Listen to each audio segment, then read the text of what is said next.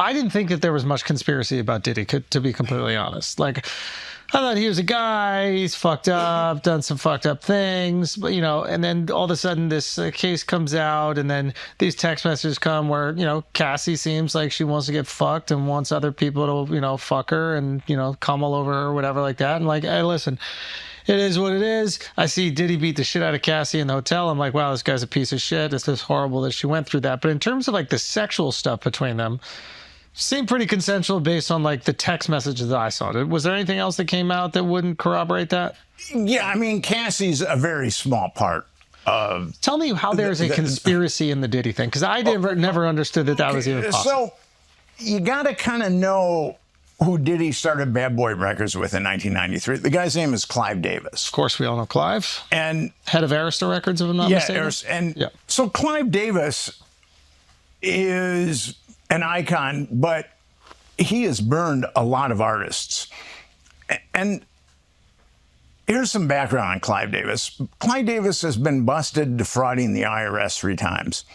He's been busted for filing false tax returns 3 times. He actually engineered the biggest payola scandal of all time. And that's when record companies pay radio stations to play. Yeah. And then there was a Genovese soldier named Pasquale Falcone, and he was smuggling a bunch of heroin into the United States, and he got busted. And then the feds started drilling into Falcone, and they came across all these shell companies that Falcone was an officer in, and so was Clive Davis. And Clive Davis was funneling money to these shell companies that he and Falcone would split the proceeds. So, and he's doing this with a Genovese soldier. Now, and that's the criminality that we know about.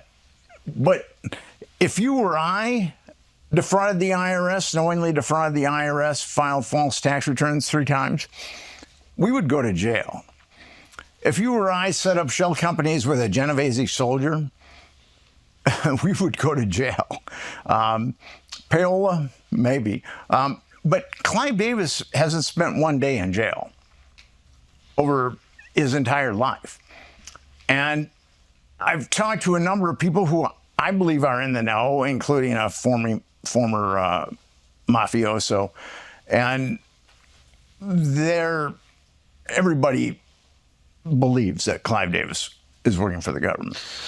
So what happens in these certain situations? You get arrested, or you get charged with not paying your taxes, and then you agree to some sort of deal to become an informant or work as part of the government. And then when other things happen to you, you're more valuable as an informant, so they look the other way about the taxes, and now you essentially work for the government. You can go on being a citizen, you can go on doing your businesses, you can have your career in music, but when the government needs you for something, you're going to deliver. Is that the idea? That's it. And someone had to teach Diddy how to have the freakoffs and the hidden cameras and things like that. And I believe that it was Clive Davis. I mean, Diddy has gotten away with a lot of criminality. The thing with, going back to the Franklin scandal, the Washington Times started writing articles on Craig Spence. And you can't be a blackmailer if you're getting a lot of media. And the Miami Herald had done a expose on Epstein, and plus he was getting sued from multiple parties. So you can't really be a blackmailer if you're receiving that much media.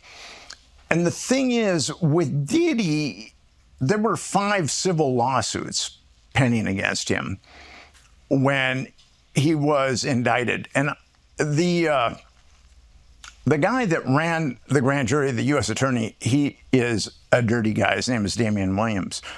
But with Diddy,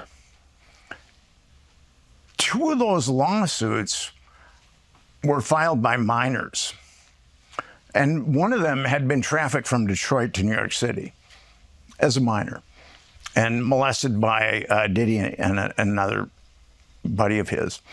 And then the hip-hop producer Little Rod, he also filed a lawsuit against Diddy. And he talked about, and he was the first guy that talked about like the cameras. And that's when the the Diddy case kind of exploded. He was the fifth guy. And with Little Rod, he said that Diddy was constantly trafficking underage girls and boys for his parties. So none of those victims were called by the prosecutors. And the guy that ran, the U.S. Attorney for the Southern District, that's kind of a very powerful position. Actually, it's considered the most powerful federal law enforcement officer in New York City. And his name was Damian Williams. And he oversaw the Ghislaine Maxwell trial, which was carefully choreographed because those prosecutors could have called a lot of different witnesses that had been molested by a lot of different people. And they chose not to, you're saying? What's that? They chose not to?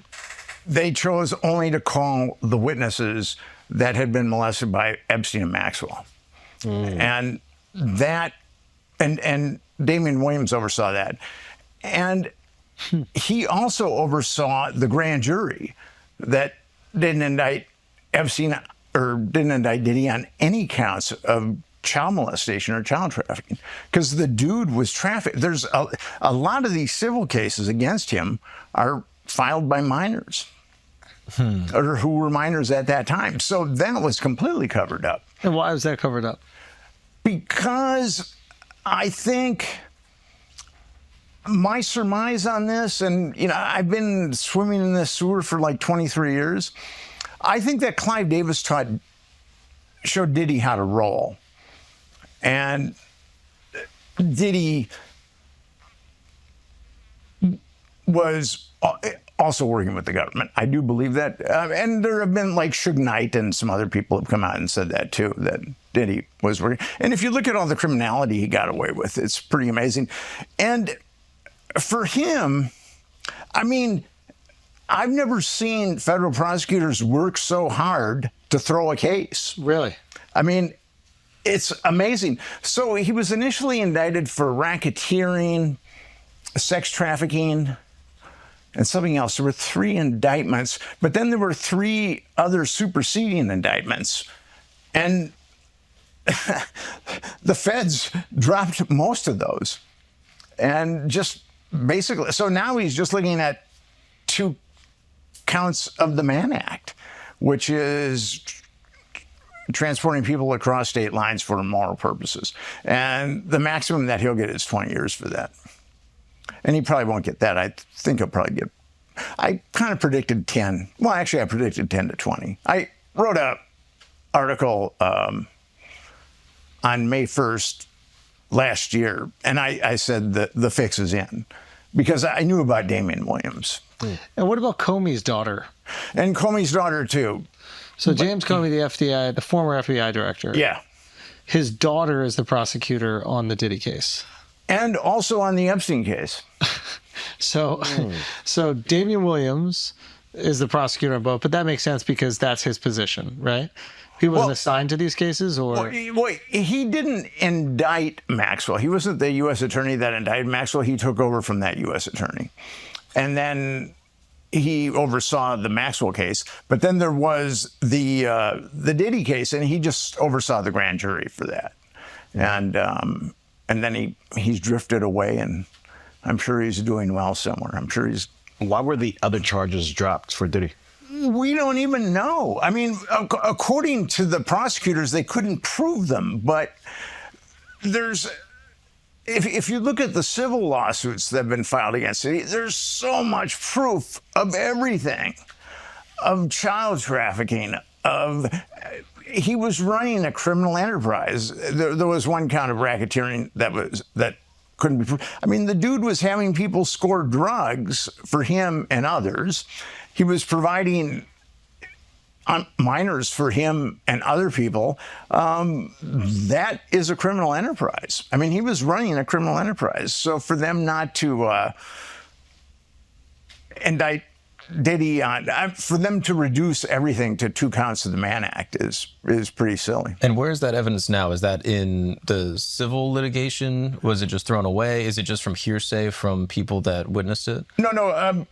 I'm referring to all the civil litigation because the civil litigation gets into specifics, like the 2 girls that were trafficked that were underage, and then Little Rod was the first time we realized that Diddy had hidden cameras. So yeah, a lot of information has come from those civil cases. And are those civil cases kiboshed? Or are they still pending? They're being adjudicated at this point, and it's going to be a lot like Epstein, where there's going to be a fund, and then these civil suits are ultimately going to get money from that fund. And why didn't they take these civil suits and make them criminal suits? Or why could they not do actual legal work against them in a significant way? Because, as I wrote on May 1st, 2024, the fix is in.